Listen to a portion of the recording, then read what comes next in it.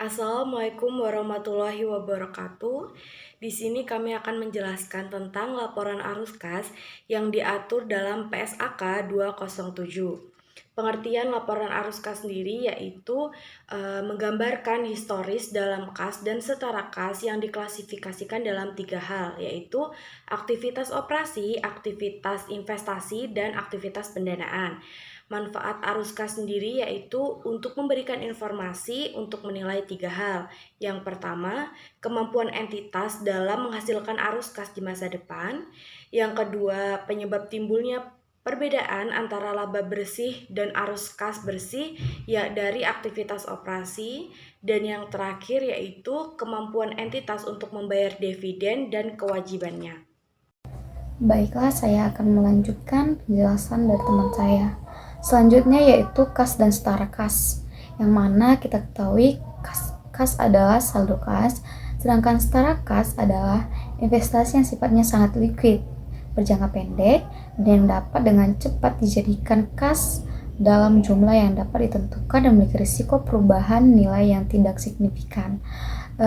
Lebih singkatnya, kas dan setara kas ini seperti kas yang ada di tangan, terus kas yang ada di perusahaan, yang ada di laci kasir perusahaan, atau kas yang berupa tabungan dan giro, yang jatuh temponya maksimal 3 bulan dari tanggal pelaporan. Contohnya, kita punya deposito. Kita buka deposito 6 bulan, dibukanya pada tanggal 1 Agustus. Nah, pada saat penyusunan laporan keuangan tanggal 31 Desembernya, deposito ini bukan lagi merupakan investasi jangka pendek, tetapi deposito ini sudah menjadi kas dan setara kas. Beda lagi kalau kita buka deposito 6 bulan dan dibukanya pada tanggal 1 November, dan pada saat penyusunan laporan keuangan tanggal 31 Desembernya bukan lagi merupakan kas dan setara kas, tetapi investasi jangka pendek, karena dia akan jatuh tempo 4 bulan lagi. Oke. Selanjutnya, penyajian laporan arus kas. Laporan arus kas melaporkan arus kas selama periode tertentu dan diklasifikasikan diklasifikasikan menjadi 3 aktivitas, yang mana yang pertama itu aktivitas operasional, aktivitas investasi, dan aktivitas pendanaan, yang mana informasi untuk penyajian laporan keuangan ini diambil dari laporan keuangan laba rugi dan laporan posisi keuangan, yang mana di arus kas operasional itu diambil informasi dari laporan laba rugi dan laporan posisi keuangan di bagian aktiva lancar dan liabilitas jangka pendek. Nah, sedangkan di arus kas dari kegiatan investasi ini diambil dari laporan posisi keuangan di bagian aset tidak lancar. Nah, sedangkan aktivitas pendanaan ini informasinya diambil dari laporan posisi keuangan di bagian liabilitas jangka panjang dan ekuitas. Sekian dari saya, selanjutnya akan dilanjutkan oleh teman saya.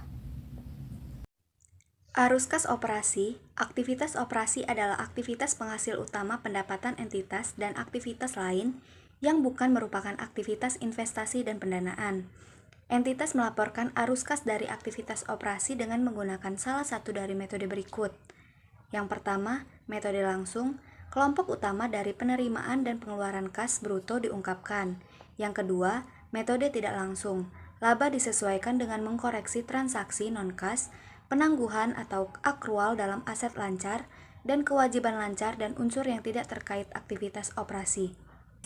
Terdiri dari 2, yaitu inflows, terdiri dari penerimaan dari penjualan barang atau jasa, royalti pendapatan lain, penerimaan dari pendapatan sewa, restitusi pajak, penerimaan dari pemberian untuk bank, dan penjualan sekuritas dan perusahaan efek.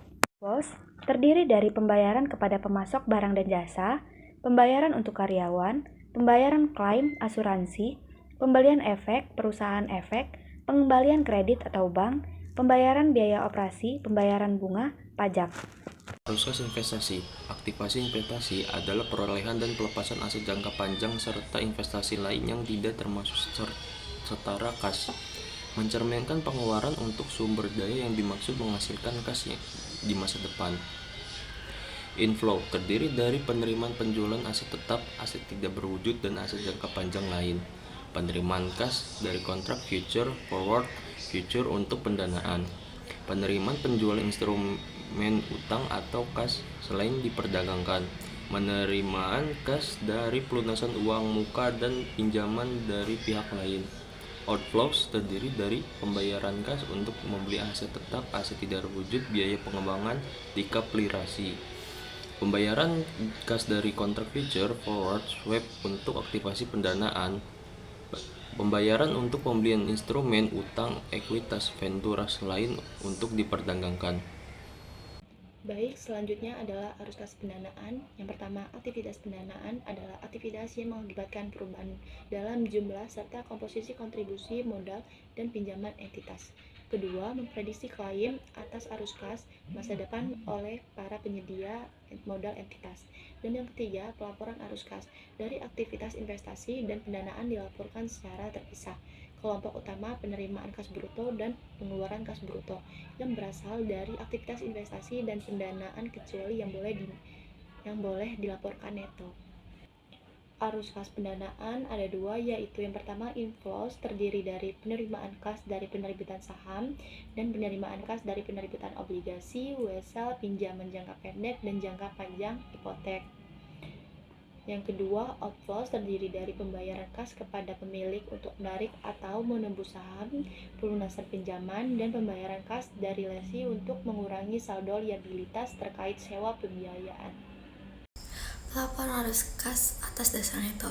Arus kas yang berasal dari aktivitas operasional, investasi, dan pendanaan berikut ini dapat disajikan menurut arus kas bersih atau neto. Yang pertama ada penerimaan dan pengeluaran kas untuk kepentingan pelanggan jika lebih mencerminkan aktivitas pelanggan daripada aktivitas operasional, atau pembayaran rekening giro dana pelanggan dikelola entitas asosiasi. Yang kedua ada penerimaan dan pengeluaran untuk pos-pos dengan berputaran yang cepat, jumlah yang besar, dan jangka waktu singkat, atau transaksi kredit nasabah, pembelian dan penjualan investasi, pinjaman jangka pendek. Kemudian yang ketiga adalah untuk lembaga keuangan dengan arus kas neto. Ada penerimaan dan pembayaran kas hubungan dengan deposito, kemudian penempatan dan penarikan deposito pada lembaga keuangan lain, dan yang terakhir ada pemberian dan pelunasan uang muka dan pinjaman kepada nasabah. Arus kas dalam mata uang asing merujuk pada aliran uang yang masuk dan keluar dalam bentuk valuta asing. Ini penting bagi perusahaan yang beroperasi secara internasional karena fluktuasi nilai tukar dapat mempengaruhi probabilitas. Arus kas positif menunjukkan bahwa perusahaan berhasil menarik lebih banyak uang dari penjualan atau investasi di luar negeri. Sedangkan arus kas negatif dapat terjadi akibat biaya operasional atau pembayaran utang dalam mata uang asing.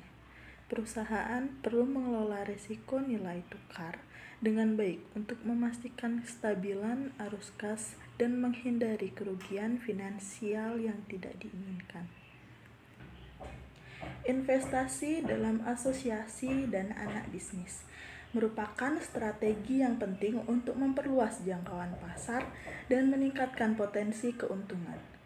Melalui asosiasi, perusahaan dapat berbagi sumber daya, pengetahuan, dan jaringan yang memungkinkan inovasi dan efisiensi.